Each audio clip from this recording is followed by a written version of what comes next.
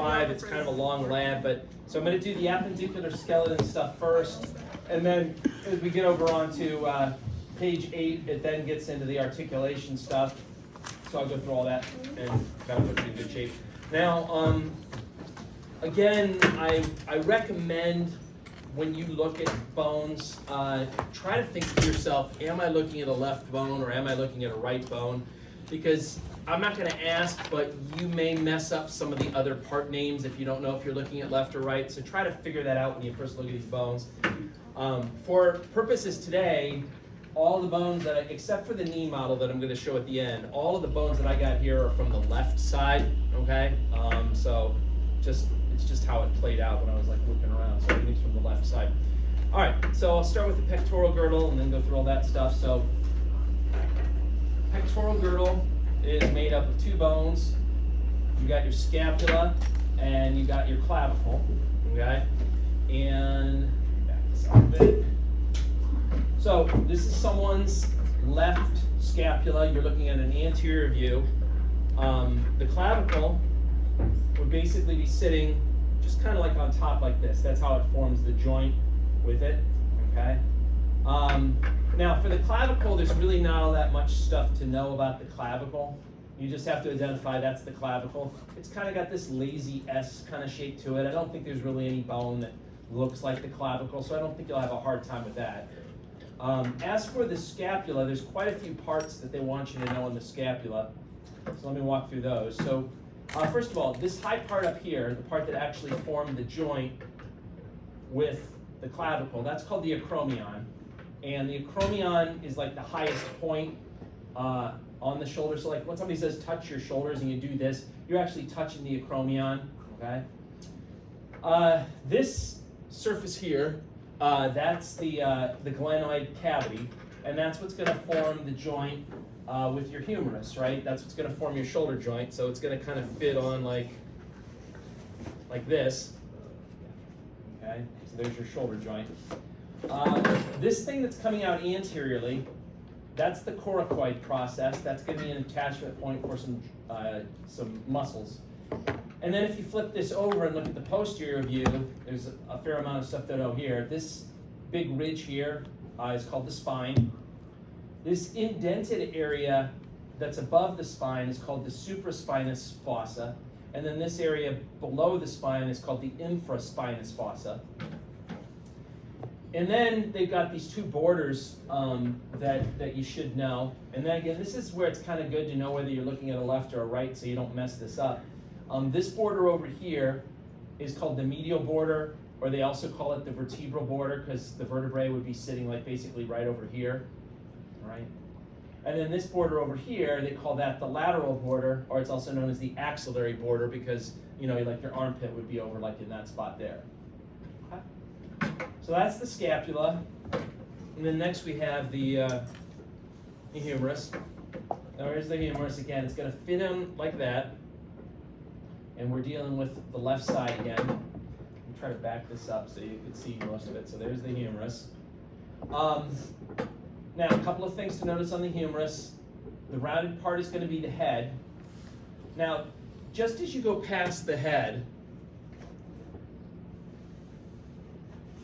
in other words, right in this area across here, that would be a neck. Strangely enough, though, on the humerus, it actually kind of has 2 necks. They sometimes refer to this as the anatomical neck up here, and then across here they call this the surgical neck because this is an area that can get fractured. You don't have to really specify. Like if I pointed to either this area across here or that area, you could just say neck and be done with it. I'm not going to really split hairs about that. This thing pointing out the front here, this is the greater tubercle, this is the lesser tubercle, the one that's coming out anteriorly. And then the bump that's coming out more lateral is the greater tubercle. On the anterior surface, kind of right around here, it sort of feels roughened. That's called the deltoid tuberosity. That's a spot where the deltoid muscle is going to connect to it. Then if you go all the way down to the distal end of the humerus, down here, there's a couple of things that they want you to know.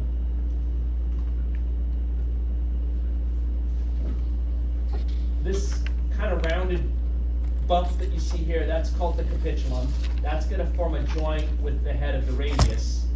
And then this more elongated thing is called the trochlea, and that's going to form a joint with the ulna.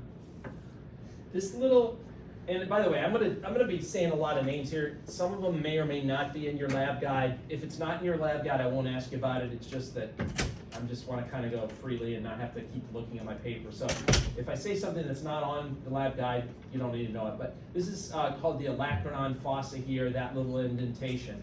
If you flip the humerus over and look on the back side, this bigger indentation is called the olecranon fossa. Sorry, did I mess that up? This is called the coronoid fossa, and then this is called the olecranon fossa that's sitting on the back. Now, the way that the radius and ulna are going to fit is like this. Okay? So again, the head of the radius is forming a joint with the capitulum, and then the ulna is forming a joint with this thing called the trochlea. Now, if you look on the ulna, just remove this for a second.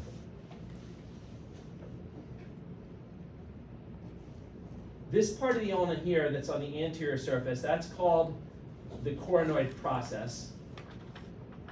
And then this bigger thing that's on the back, this is what you feel when you feel the tip of your elbow, that's called the olecranon process. So coronoid process is on the front, olecranon process is on the back. And the way it works at the elbow joint is when it's connected up like this, when you flex your elbow, the coronoid process of the ulna is going to fit into the coronoid fossa on the humerus, just like this. You can see it kind of going into that little spot. So this fits into that, and that's why this is the coronoid process, that's the coronoid fossa. Likewise, on the back of your elbow, try to move it like this. On the back of your elbow, when you extend your elbow like this, oops, this is falling apart on me. When you extend your elbow, notice that the olecranon process is going to fit into that big olecranon fossa that's on the back of your humerus. Okay, just like that. All right, put the humerus away for a moment and talk about this other stuff. Now, if you back up and look at these two bones for a second. First of all, one thing I want to mention, right now, just to make this easy for me, these obviously are connected.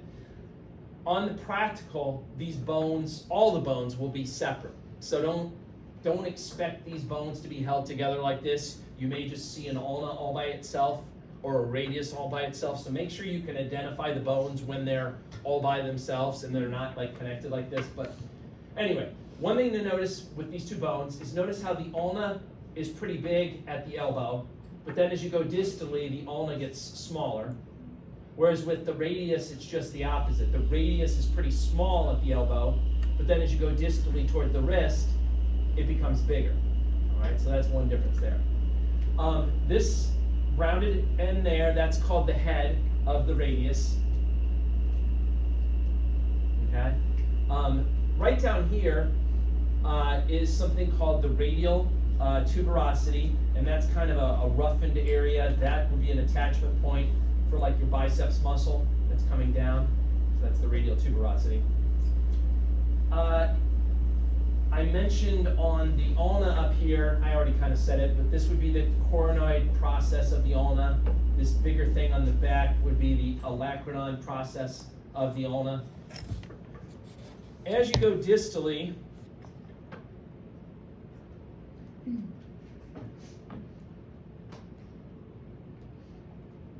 this pointy area on the radius, that would be the styloid process of the radius, and then this little pointy area on the ulna would be the styloid process of the ulna.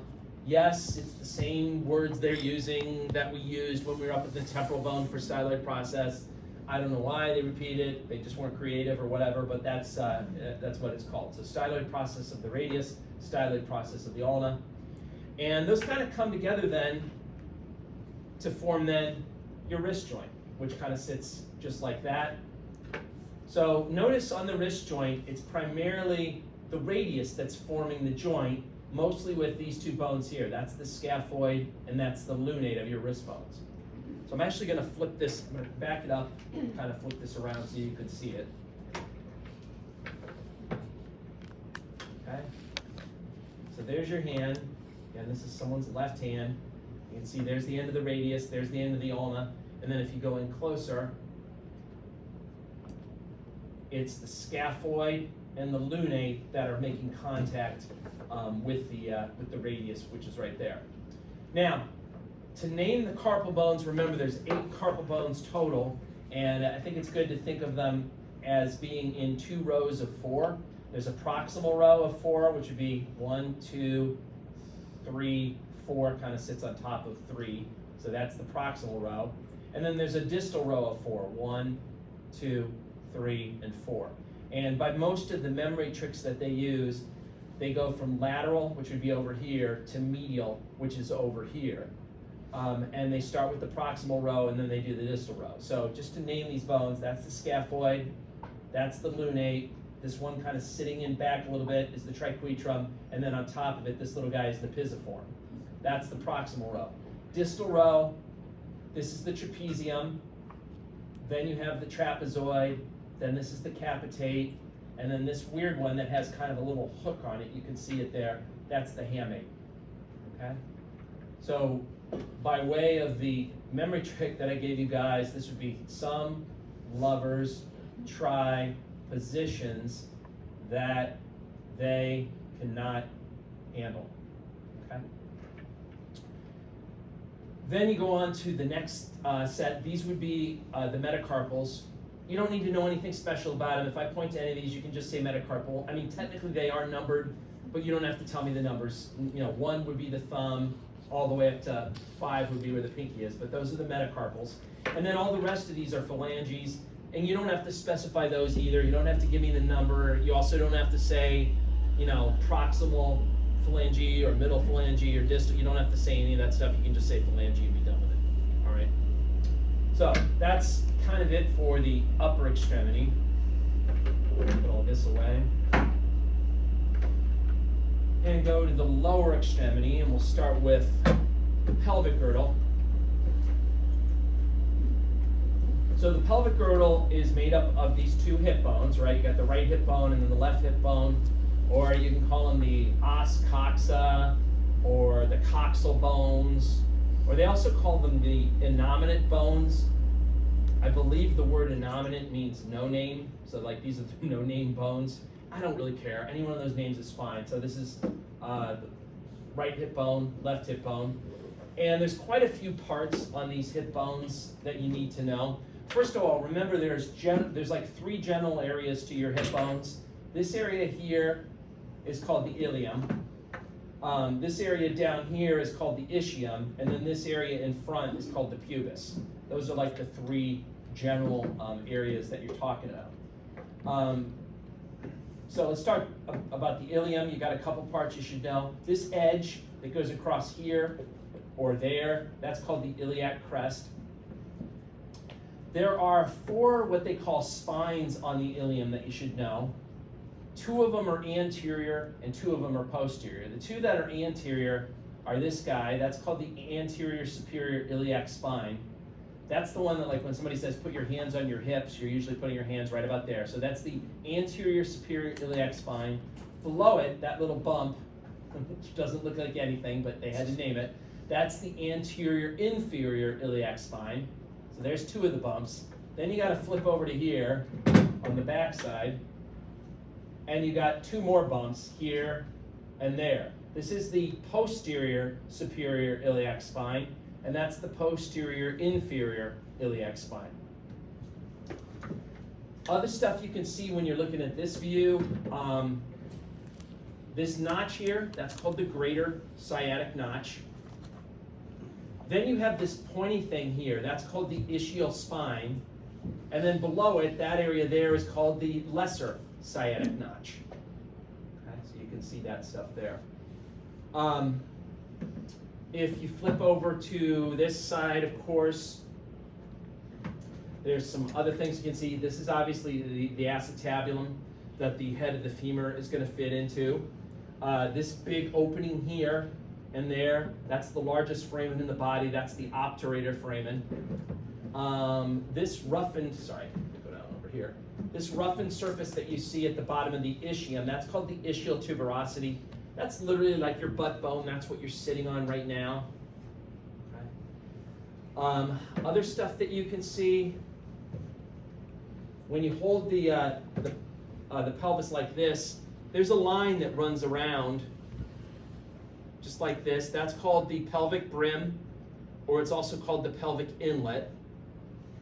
And that's an important line to know because that marks the boundary between the true and the false pelvis.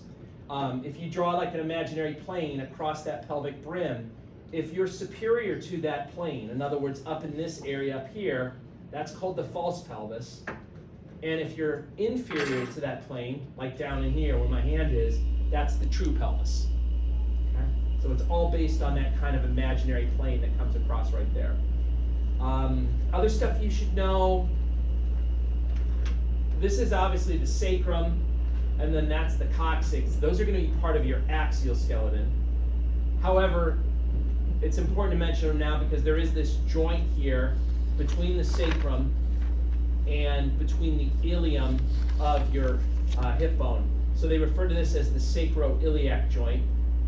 There it is there, and there it is over there. Obviously, the spot where the two hip bones come together in front, that's the pubic symphysis, which is made out of fibrocartilage that you see up there. The other thing you should know is the difference between a male and a female pelvis. Now, most of the pelvises we have, in all of the pelvises at least that we have in here, they're all male pelvises. So I'll probably, have to show you a picture if I want to ask you about the pelvises. And don't assume because I'm showing you a picture that it's necessarily female. All right, don't play those meta games with like your head or whatever. I could be asking about a male on the picture just as easily as a female. So when you look at a male pelvis, it's got a fairly round hole to it, not all that large. And then when you look at the subpubic arch angle, which is this down here, it looks less than 90 degrees. That's a male pelvis. If you're looking at a female pelvis, this is going to be more oval and wider. So it's got a bigger opening. And then this angle here is going to be greater than 90 degrees. It's going to be more out like this. Okay. All right. That then brings us to the other bones that we have going on down here. So first we have the femur. The femur fits into the acetabulum like this, right?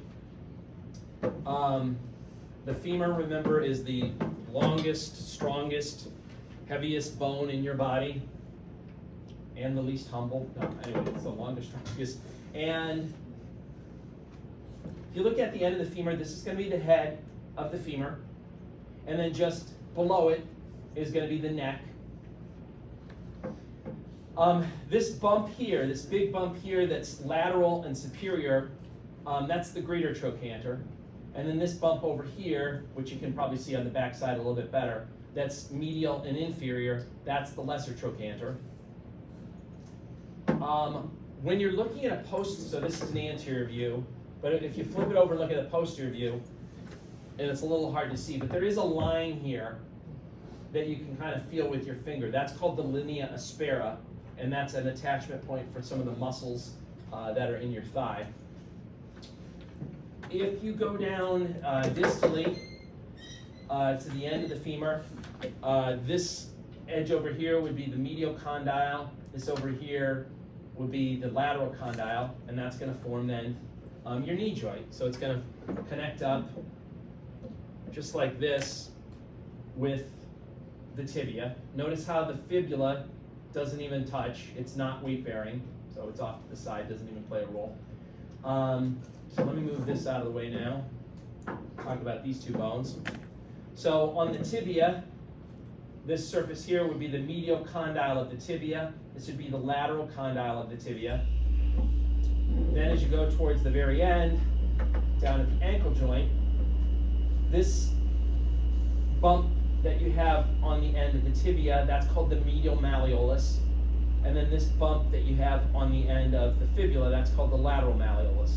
And you know, you can feel that with like your hands. Like if you grab the sides of your ankles and you feel the bumps that point out to the sides, that's what you're feeling. You're feeling the end of the tibia and you're feeling the end of the fibula that are called the malleoli. Okay. Now, if you look at the ankle joint itself, the bone that forms a joint with the tibia and the fibula is this guy here, and that's the talus. So that's one of your 7 tarsal bones. You can see it also from the side here. Let me go in a little closer. So there's the talus on the side view. The biggest, strongest ankle bone that you have is this. This is the calcaneus, your heel bone. You know, there are some memory tricks for the heel, for the ankle bones, but it's kind of hard to organize them into like two. You know, there's not like 2 nice, neat rows of 4 or anything like that. So I don't really know how to tell you to do that. Just I guess suck it up and like learn the names. So that's always good advice. This here, this weird one that's kind of rounded a little bit, is called the navicular bone. This one over here, that's, I guess you can maybe sort of convince yourself that it's kind of square shaped. That's the cuboid bone. And then these 3 guys are called the cuneiform bones. The one that's the most medial is the first cuneiform, then the second cuneiform, and then the third cuneiform. Okay. When you look at these bones here, just make sure you call them the metatarsals because they're in your feet now. Don't call them the metacarpals. You don't have to number them, but just make sure you say metatarsal. And then for all of these, you can call these phalanges as well. You don't have to specify toe phalange or anything like that. You can just say phalange, and you'll be fine with that. Keep in mind on the sole of your foot, you're going to have arches. There should be 2 arches that run longitudinal. So there's 2 arches that are running like this. A medial longitudinal arch and then a lateral longitudinal arch. And then there'll be one arch that'll cut across, and that's a transverse arch. So it goes like that. All right, I think that was it for these guys. Now let me go through the joint part of this chapter.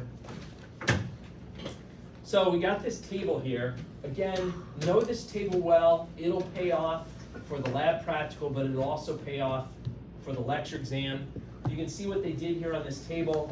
On the left column, they've got the structural classification. Then in the middle column, they got the functional classification. And then on the right column, they got specific examples. So remember, there are 3 structural classifications. And you should ask yourself, is there a joint cavity? If there is, you know you're dealing with a synovial joint. If there's not, then you should ask what's holding it together. If it's collagen fibers, then it's a fibrous joint. If it's cartilage, then it's a cartilaginous joint. Among the fibrous joints, there were 3 types. Sutures are the joints that you find, between your cranial bones. For example, the coronal suture, or the sagittal suture, the squamous suture, or the lambdoidal suture. Those are all examples. And in terms of functional classifications, they don't move, so they're all considered synarthroses. Syndesmoses are when you have a fibrous joint that's connected together using a ligament. And I gave you 2 examples here. Gomphoses, those are your teeth sockets, and there's a little periodontal ligament that holds them in place. The gomphoses functionally should not move, so they're classified as synarthroses. That's what the syn there means. And then another example is the distal tibiofibular joint. So that's the joint between the distal tibia and fibula. It's held together with a ligament also. In this case, though, it does give you a little bit of movement, so that's why it's classified as an amphiarthrosis. And then the third type of fibrous joint was the interosseous membrane. That's where you have this broad connective tissue sheet that connects the bones together. A good example of that would be either between the radius and the ulna, or between the tibia and the fibula would be another example. They allow a little bit of movement, so they're classified as amphiarthroses. Next, you have cartilaginous joints. Here the question is, what type of cartilage holds it together? If it's hyaline cartilage, it's called a synchondrosis. If it's fibrocartilage, it's called a symphysis. Remember, with the synchondrosy, a good example of that would actually be the epiphyseal plates in kids, where you can kind of consider the ends of the bone, of their long bones, as being a separate bone from the shaft part. And because it's held together with hyaline cartilage, it would be considered a synchondrosis. It doesn't allow any movement, so that's why it's classified as a synarthrosis. A symphysis, a good example of that, would be the discs, the intervertebral discs, right, that connect the vertebral bodies to each other. Discs are made out of fibrocartilage, so technically it classifies as a symphysis. They allow a little bit of movement, so it would be an amphiarthrosis. And then for the synovial joints, remember you had these 6 subtypes, and they're actually broken down into 3 subtypes. Remember, uniaxial, and then biaxial and multiaxial. Remember the gliding, actually let me skip the gliding for a second. The hinge and the pivot were uniaxial. The condyloid and the saddle were biaxial. And then the ball and socket and the I should rearrange this thing, I apologize. The ball and socket and the gliding were multiaxial, right? All of them are diarthroses. And then some specific examples. So gliding joints would be like the ones between your wrist bones, or the one between your ankle bones are a good example. Hinge joint, the knee's a great example, the elbow, the ankle, the interphalangeal joint, even the TMJ, temporomandibular joint, could be an example of a hinge. Pivot joints, the atlantoaxial is probably the best one, the one that does no, right? But also the proximal radial ulnar that you use when you're doing pronation and supination is a good example. Condyloid joint, that's when you have an oval-shaped projection fitting into an oval cavity. The radiocarpal joint, that's your waving joint. Remember, you can wave like this, or you can wave like that, right?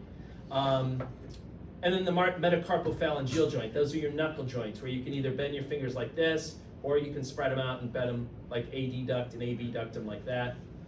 Saddle joint, that would be the joint between the trapezium of your carpal bone and the first metacarpal of your thumb. That's the one that allows you to do opposition of your thumb.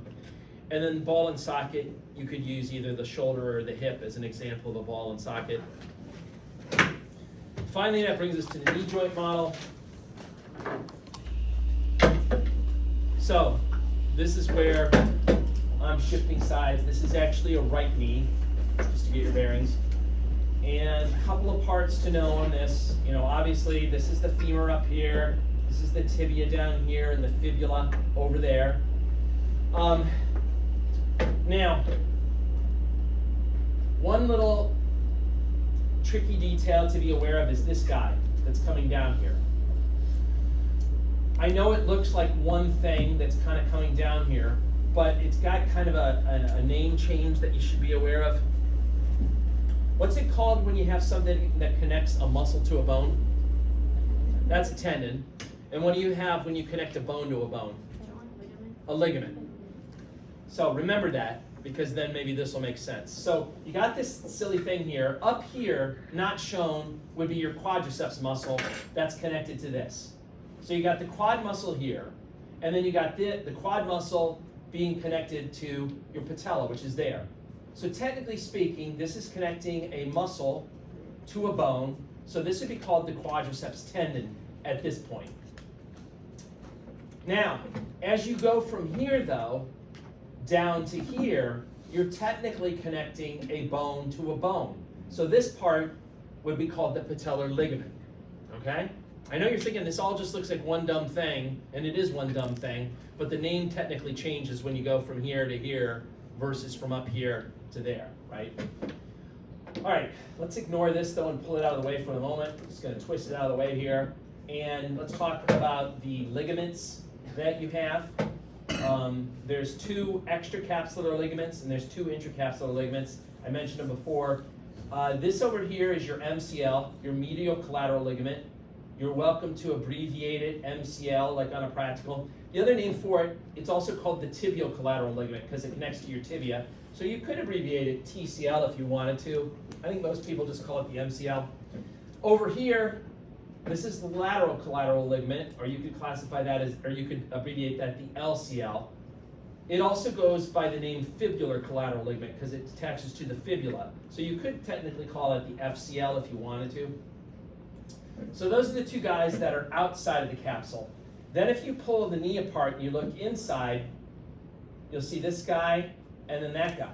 This is the famous ACL, the anterior cruciate ligament, and then behind it is the PCL, the posterior cruciate ligament. So they kind of go like this. You've got the anterior in front, and then you've got the posterior behind it. And you can see how they make a cross, and that's how they got their name. Cruciate comes from crucifix, or to crucify, to make a cross, right? Those of you that haven't been to church, go back to church. Okay. So that's what's going on there. And then this stuff that you see here, well, first of all, before I get to that, let me just talk about the surfaces here. Sorry, I know it's kind of right. Let me back this up. So just remember, technically, at the ends of these bones, there would be a layer of cartilage here called articular cartilage. So you'd have some cartilage here at the end of the femur. You'd also have cartilage then sitting on the end of the tibia down here. But this thing that I've kind of peeled back here, this that's like kind of pulling off, those are the menisci. And you see they're kind of roundish. You've got this meniscus over on this side. That would be the medial meniscus.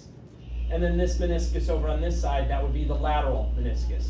And the whole point of those menisci is basically just to kind of try to make the knee joint more stable, to create a better fit between the femur and the tibia, to deepen the socket, if you will. That's kind of what they're doing.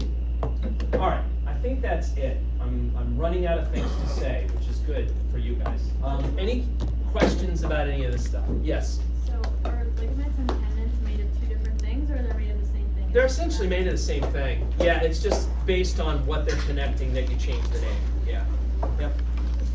Yes? When somebody tears their meniscus, are they tearing like both of them, or like? No, not necessarily. They could tear just the medial meniscus, like they'd have a tear over here, or they could tear the lateral meniscus and have a tear over on that side. Yeah. Good question. All right. Have a nice weekend. If you think of any questions,